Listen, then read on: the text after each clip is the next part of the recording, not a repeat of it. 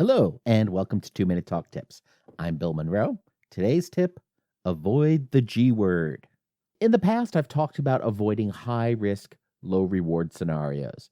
And today, I would describe the G word as similar to that. It is a medium risk, but no reward scenario. So don't use it. So, what is this G word I keep talking about? It's the word guys.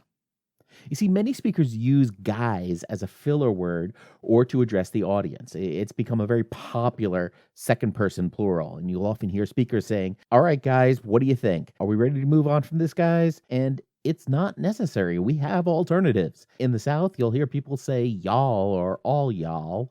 In the Northeast, where I'm from, use is a viable alternative. If you happen to be in Madrid, I suppose vosotros is an acceptable option. Personally, when I'm speaking, I tend to use the word folks as an alternative to the G word. There are a couple of problems with the word. First, it's usually not necessary. Most of the time, you could say the exact same sentence and just leave out the G word altogether, and the sentence is fine. More importantly, unless your audience is all male, you are leaving out and potentially irritating a big chunk of your audience. Some folks might argue that guys has become gender neutral, but that is far from a universal idea. If you're female, you could argue that since you're female and you're okay with it, then it's fine. Or that every woman you've ever talked to was okay with being considered a guy. Even if it irritated only 1 to 5% of the female audience, those are still people you've irritated for no benefit at all. I'm not saying you should never irritate people or you should always try to make sure everyone is happy. But if you're willing to alienate parts of your audience, make it worth it. If you use the G word frequently in your talks to a mixed gender audience, it gives you nothing. And when you alienate a chunk of your audience, you're less effective. Stick around, and after the break, we're going to talk about some of the essential gear that you should have in your traveling presenter kit.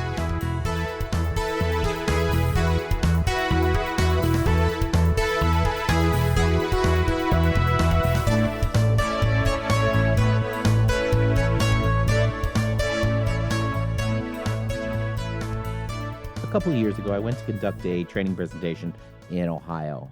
Traveled across the country. Before that, though, I asked about the equipment that would be available, and I was assured I could hook up my device with no problem.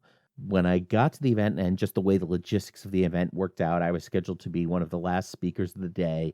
And because of a full agenda, I couldn't actually get into the presentation room early to set up and prepare and check my gear. I was planning to actually use a Microsoft Surface Pro 3 computer slash tablet to connect to a wireless display so I could roam around the room and still run my slides from my arm while I projected wirelessly, and that was going to be really cool. Problem is that required a connection called HDMI on the projector, and that's a fairly modern feature, and the projector was probably made before the letters H, D, M, and I were actually part of the alphabet.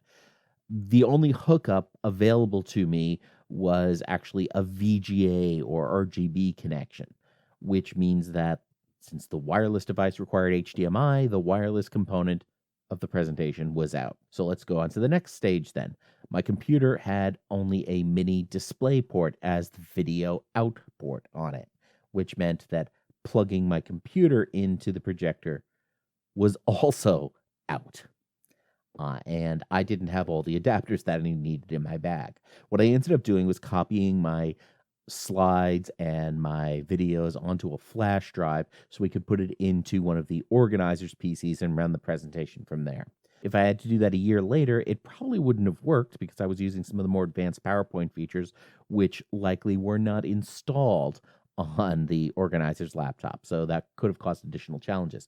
This event in Ohio taught me a few things and really reminded me of some key things I already should have known. Among those lessons learned are that when you ask an organizer if you can hook up your device to the projector and they say, "No problem, sure you can hook up," that's not a good answer. A better answer is, "Yes, it supports HDMI." So make sure you're pressing for those specific responses. Even if you do prepare like that, keep in mind that gear can change at the last minute, whether that's because a bulb goes out or an original projector isn't available or there's a last minute room change. So since gear can change, make sure you're prepared. Double check your adapters, make sure everything you need in your bag is actually in your bag, and know your contingency plan. And this is important because the slides we have on our computers don't magically show up on the screen for the audience. If you're using PowerPoint or another presentation package, you have to stop and figure out, how do you get it to your projector or to your big screen TV? Usually the way to do that is you have to have the right cables. And most of the time, the host of the event you're at will supply them, but you can't always count on it. So how do you prepare for that, and how do you build your bag? Well, first, you start by knowing what's on your PC. There are mainly 5 ways of getting PowerPoint slides out of your PC to display them on a projector or display. The first is the VGA or RGB port. This is the oldest video output on most laptops today. It typically looks like a trapezoid. So it's longer on the top, shorter on the bottom, and the sides are angled in. And there's 3 rows of holes on the port itself for a total of 15 holes on it. You'll find this mainly on older PCs these days. You sometimes find it on docking stations. It is the monitor or projector port we've had on computers going back into the 90s. What's become a lot more common these days is the newer HDMI port or micro HDMI port. The HDMI port is basically a thin rectangle with 2 corners sliced off. If you have an HD TV at home, this is most likely the port you use to connect your Blu-ray player or your gaming console to your HD TV. It is a more consumer-oriented port, so you're most likely to find this on consumer-oriented laptops, the type that you're probably going to buy in a retail store. Uh, Unlike VGA, it carries both audio and video. So if you use an HDMI connection, you don't have to also plug in your speakers. It's not as common on some business or enterprise class PCs, so you won't find it on everything. You'll also find a much smaller version of this called micro HDMI on some tablets. Whereas HDMI appears on more of the consumer-oriented devices, you're much more likely to find DisplayPort or mini DisplayPort on a business class or a professional PC. And actually, the DisplayPort itself is not nearly as common these days as the mini DisplayPort. DisplayPort is, again, it's a thin rectangle. In this case, only one of the corners is usually cut off. Mini DisplayPort actually looks like a very small rectangle it's actually almost a square. Again, it is going to be more common on business PCs for a few reasons. First of all, from a manufacturer standpoint, the technology itself is royalty free, so it's a little bit cheaper for manufacturers to actually put it in. The technology supports longer cable runs, so you can get more distance on your cables. It also supports plugging multiple monitors into that one port and still showing something different on each of those 2 displays, which makes it really nice in a desktop situation where you're going to have multiple monitors on your desk. It will carry both audio and video. The challenge with DisplayPort is that it's less common on destination devices. It's not nearly as common on projectors or big screen TVs as HDMI or VGA is. Another port we sometimes see used for video is the USB port. Of course, the USB port is the one we're probably most familiar with. This is the one that we can plug the little flash drives into, keyboards, mice, just about anything. You can actually use USB for video output, but there are a couple of things to bear in mind here. First of all, the way you're going to use it is by hooking up an HDMI to USB converter or a VGA to USB converter or a converter that actually gets you one of those more traditional video ports. The key point to keep in mind here is that even if you see a USB port on a TV, you typically cannot plug the USB port on the laptop into the USB port on the TV and get a signal going back and forth. It doesn't work that way. You need a separate adapter in there. The other thing is that these special adapters that are going to plug into the USB port are a little bit more complicated. They do have their own software that may need to be installed in order to teach your computer to actually send the video signal out through USB. So if you're going to use one of these devices, they can work really well, but make sure you test it and set it up in advance. You don't want to use it for the very first time when you're actually starting a presentation. Another technology that's becoming a lot more common is wireless display technology, a way of actually sending your slides wirelessly from your computer or your tablet over to your projector or your big screen TV. There's a couple of different technologies that do this. Wireless display or WiDi, which is technology that comes from Intel. There's another technology out there called Miracast. They both essentially accomplish the same thing for our purposes here. Most modern laptops, and by modern I mean 2016 or later, are going to support wireless display technologies. You'll find it on earlier ones too, but it can be a little bit more hit or miss. So, especially if you have an older laptop and you're not sure, check with the manufacturer or your IT folks to make sure your device supports wireless display before you try to make it do wireless display. It also requires an adapter that's going to be plugged into a display device. Typically, these adapters will plug into an HDMI port on the destination device, on the projector or on the TV.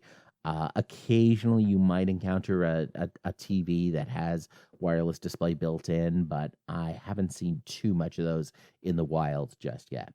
You can often configure these directly through your operating system. However, the software can be a little bit more complicated than some of the other solutions we talked about of just running a cable. The other thing to keep in mind is that a noisy wireless environment will hurt performance. So, what do I mean by a noisy wireless environment?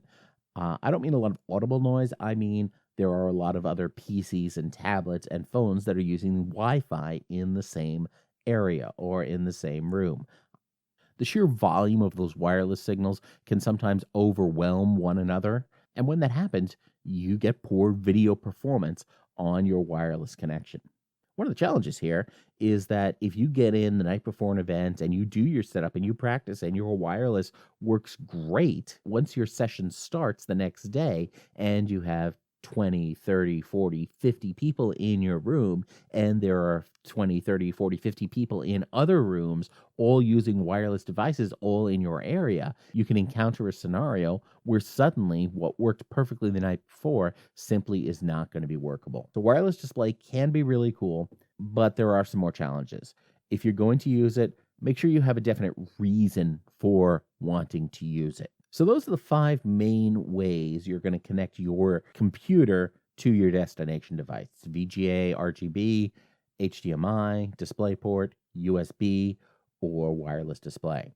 The next part of this is to understand your destination device.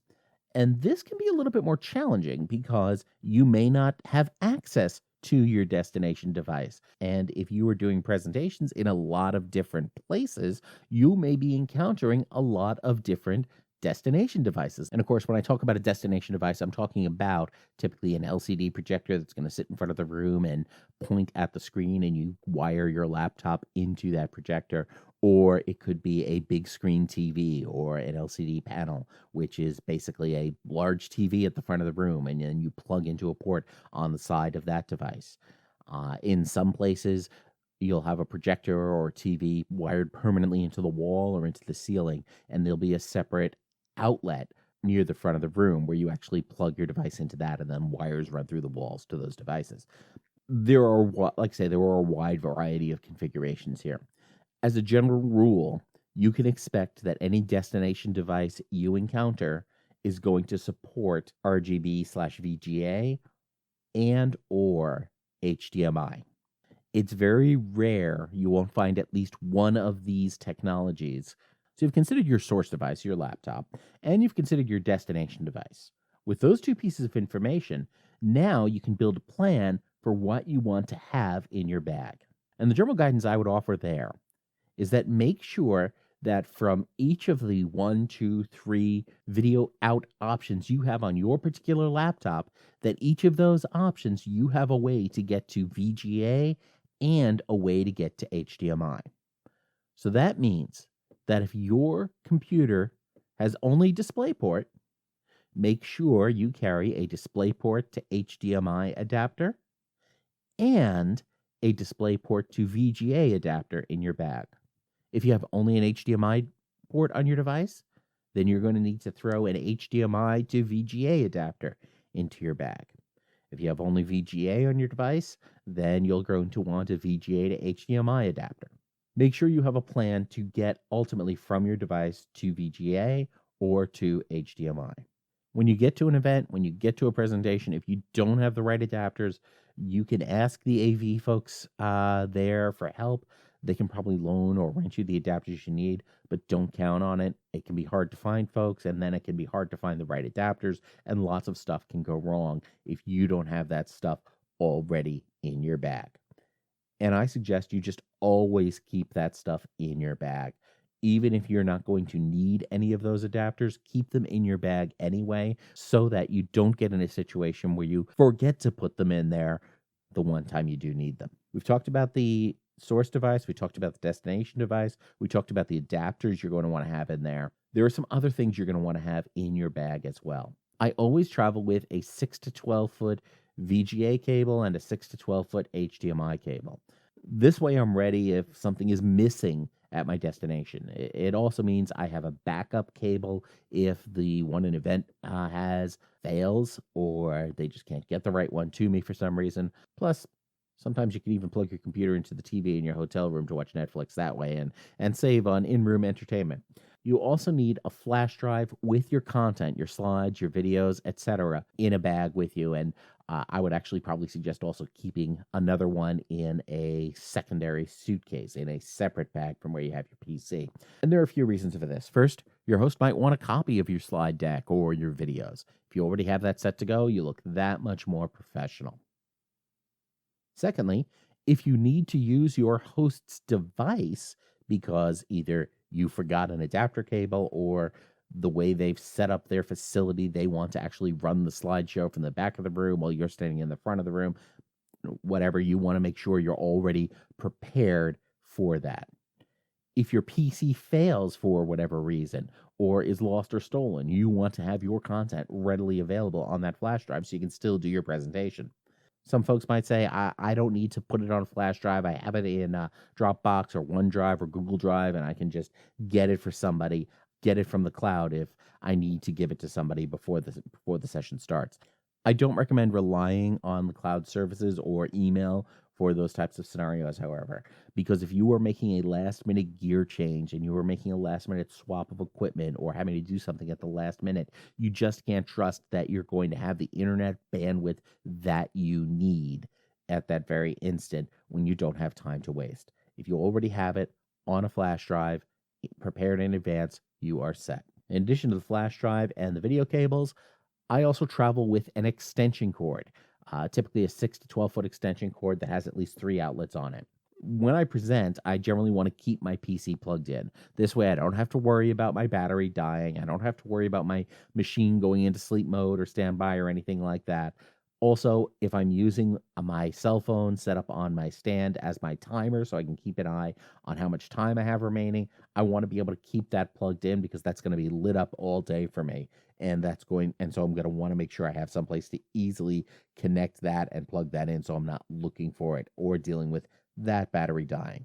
Or if I'm going to have an external speaker set up, or if I'm going to have a second PC or tablet up there for demonstration purposes, or because I'm working with a co-presenter, it's just great to have more outlets available.